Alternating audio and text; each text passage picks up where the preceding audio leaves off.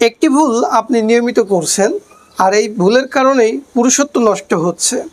বন্ধুরা, আমি doctor M Al Mamun.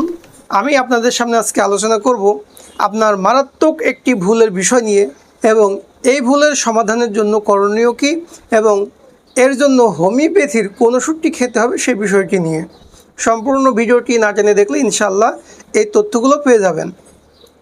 আমরা বর্তমান সময়ে আমাদের যে সকল সেক্সুয়াল উইকনেসের রোগী পাই তার ভিতরে 98% রোগী পাই এই ভুলের কারণেই মূলত এই ধরনের রোগী সৃষ্টি হচ্ছে। বিষয়টি এরকম, মূলত বর্তমান সময়ে এই আধুনিক যুগে আমাদের জীবনযাপনের উপরে বড় একটি প্রভাব রয়েছে মোবাইলের স্ক্রিন।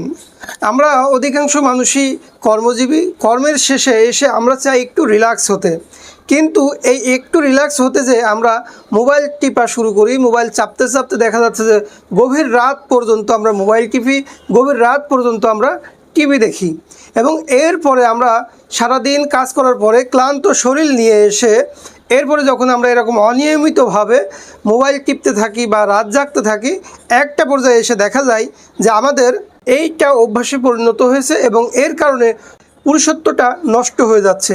এটা হওয়াই স্বাভাবিক, কারণ একজন পুরুষ যখন অনিয়মিত জীবনযাপন করেন এবং রাত্রি জাগরণ করেন তখন তার টেস্টোস্টেরন হরমোন লেভেল কমে যেতে থাকে। বিশেষ করে যখন মানুষ গভীরভাবে ঘুমায় তখন কিন্তু তার টেস্টোস্টেরন হরমোন উৎপন্ন হয়, কিন্তু যদি গভীর ঘুম না হয় এবং সেটা যদি মধ্যরাতে না হয় তাহলে তার টেস্টোস্টেরন হরমোন উৎপাদন হয় না। আর টেস্টোস্টেরন হরমোন যদি উৎপাদন না হয় তাহলে কিন্তু একজন পুরুষের পুরুষত্ব কমতে থাকবে এবং একটা পর্যায়ে এসে এটা তলানিতে ঠেকবে, অর্থাৎ ইরেকটাইল ডিসফাংশন, প্রিমেচার ইজাকুলেশন এই ধরনের সমস্যা দেখা দিবে। তো বন্ধুরা, এবার বলবো আমি প্রাকৃতিক সমাধান। প্রাকৃতিক সমাধানের ভিতরে সর্বপ্রথম যেটি আমাদের করতে হবে সেটি হচ্ছে যে নিয়মিত সময় অনুযায়ী ঘুমাতে হবে এবং প্রতিদিন কায়িক পরিশ্রম করতে হবে, শরীর থেকে কিছুটা ঘাম ঝরাতে হবে এবং শরীরে প্রতিদিন কমসে কম রোদ লাগাতে হবে কিছু সময়ের জন্য। বন্ধুরা, এবার বলবো আমি হোমিওপ্যাথিক দুটি ওষুধ, যে দুটি ওষুধের মাধ্যমে এই ধরনের কজেশনের কারণে বা এই ধরনের সমস্যার কারণে যদি আক্রান্ত হয়ে থাকেন তাহলে এটা আপনার সমাধান করবে। সর্বপ্রথম যে ওষুধটির কথা বলবো সেটি হচ্ছে নাক্স ভূমিকা। নাক্স ভূমিকা ওষুধটি মূলত ওই লক্ষণের উপর ভিত্তি করে দিতে হবে যারা দীর্ঘদিন যাবৎ রাত্রি জাগরণ করার কারণে এই ধরনের ইরেকটাইল ডিসফাংশন বা প্রিমেচার ইজাকুলেশন সমস্যায় ভুগছেন।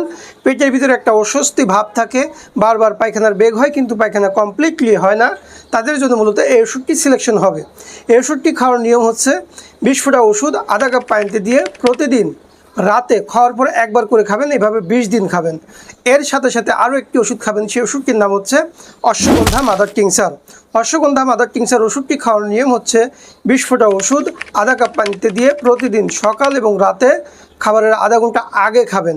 তো বন্ধুরা, আমি দুটি ওষুধ খাওয়ার নিয়ম বলে দিয়েছি এবং কোন কোন লক্ষণের উপর ভিত্তি করে এই ওষুধগুলো খাবেন সেটাও বলে দিয়েছি।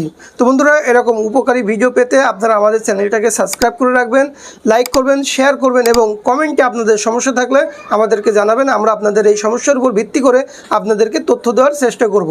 তো বন্ধুরা, আপনাদের সুস্বাস্থ্য কামনা করে আজকের মতন এখানে বিদায় নিচ্ছি। আসসালামু আলাইকুম ওয়া রাহমাতুল্লাহ।